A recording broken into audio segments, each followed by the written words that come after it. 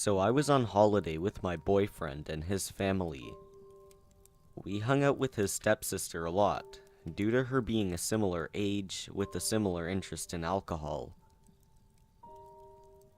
This one night, we have drinks and we leave the hotel to hang around the beach directly opposite.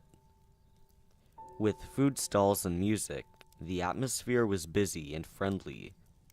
We noticed a large group of fellow teenagers.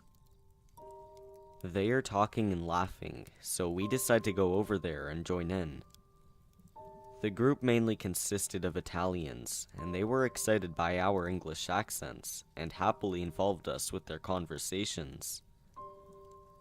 We mainly talked to the three guys as their English was good.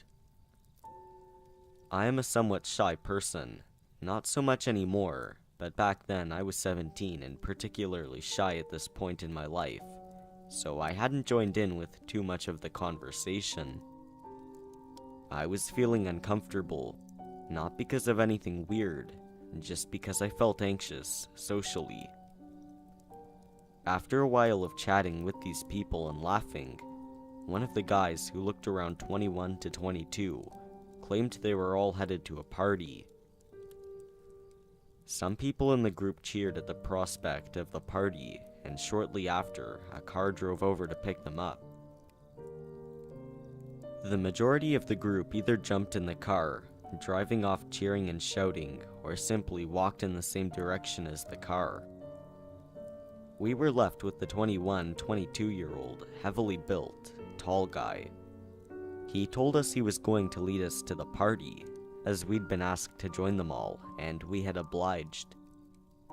I wasn't too keen on going, but my boyfriend and his stepsister were, and as I knew there were going to be lots of people there, I thought there would be no harm in attending a party with fellow teens.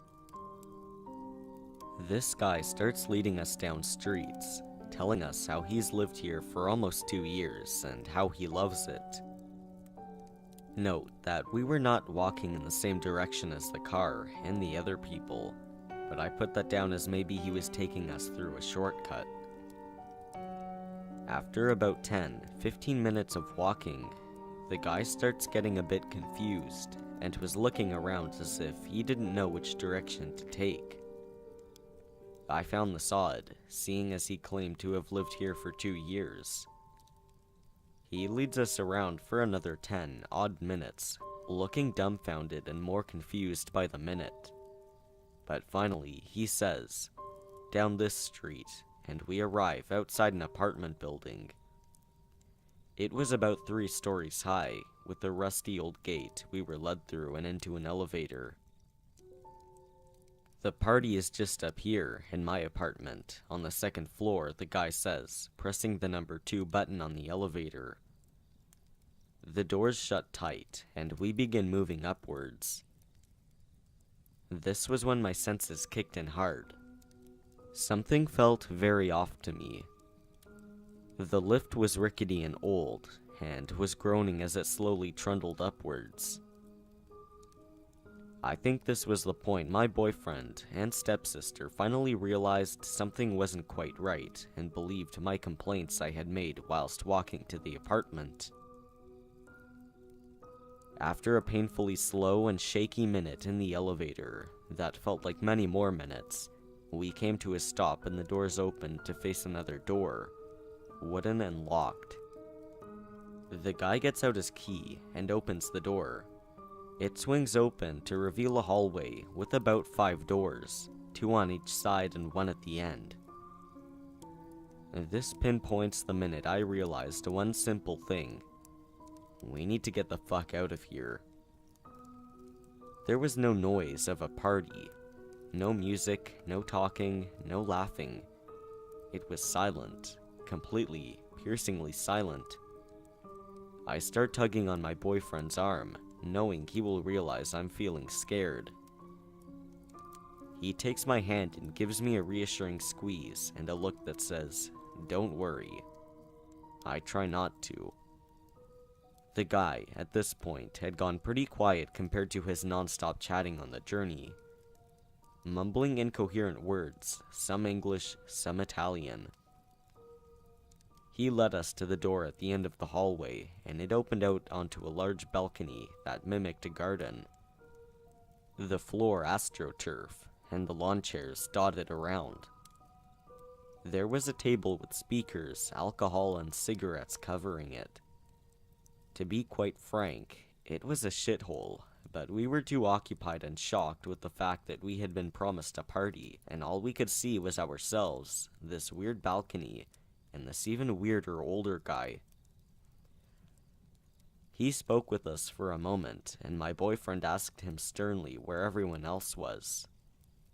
The guy mumbled something about them turning up soon, and said he was going to get some of his friends from another room and introduce us.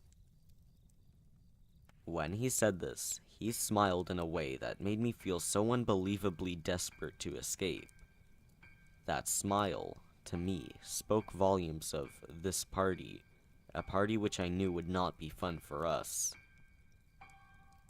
He left the balcony door open, and I watched him walk to the door on the left of the exit. He knocked and spoke in what I assumed to be Italian, and I heard several male voices respond, also in this language. The three of us turned to face each other. "We need to get the fuck out of here," I said, whispering. "I know, don't worry, we will," my boyfriend said, and he began talking quickly about a plan. The plan was to simply bolt it to the door, run down the stairs next to the elevator. As we were talking, we saw the guy enter the room and shut the door. This was our chance. "Fucking go," my boyfriend said, and without a second thought, the three of us absolutely pegged it down the hallway to the door.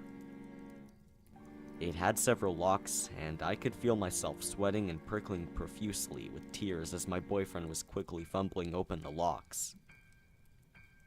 As the last lock opened, I heard the men in the room talking progressively louder, as if they were getting nearer, and finally the door opens and we fly down the staircase at the speed of fucking light. My heart was thumping in my chest, any trace of alcohol now pumped out of my system with the release of adrenaline. But we don't stop running when we are out of the building. We fucking carry on, all the way back to outside our hotel. So there's my story. Who knows what his intentions were? Was this simply a misunderstanding, and was he truly waiting for people to arrive? Or was he planning something more sinister? Had he lured us back to his flat to then gang up on us with his other friends? Who knows, but I'm glad as hell that I never found out.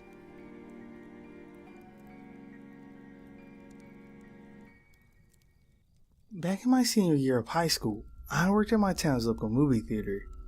Every week when schedules were posted, they were placed in the box office for staff to grab. Two problems with this. The schedules were easy to reach, meaning anyone could reach their hand behind the glass window inside and grab one. The other problem is that they listed each employee's phone number next to their name on the schedule. This is where my story comes into play. We had a ton of employees, always coming and going, so you didn't necessarily need to be dressed in a uniform to grab a schedule. I don't know how long it took for me to notice the creep. I'm kind of oblivious when I'm focused on my work. I think the first time I really noticed him was when I was cleaning a theater by myself. Everyone had left the theater, or so I thought, and so I turned on the overhead lights to see better. I was minding my own business when Creep Man comes up from behind me and just stands there.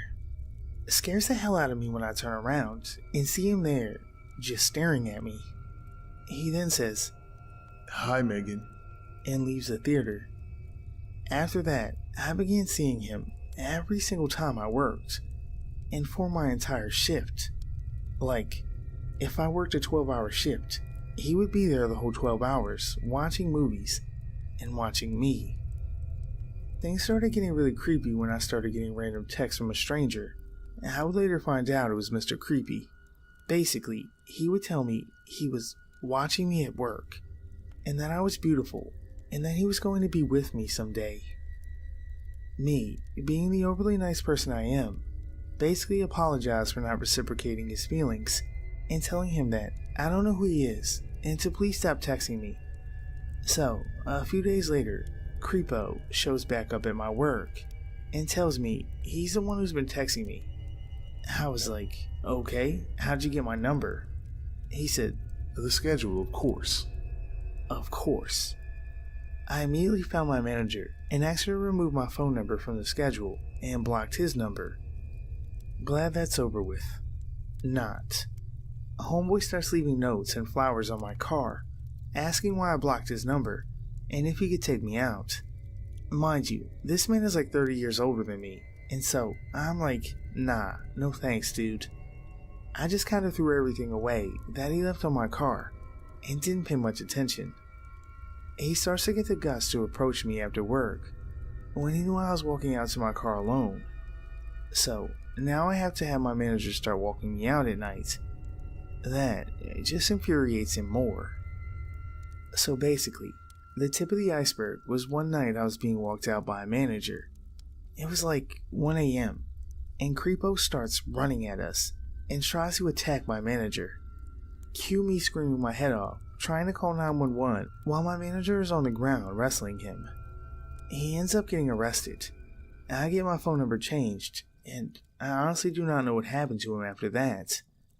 I moved shortly after for college, so I wasn't too worried about Mr. Creepy finding me again.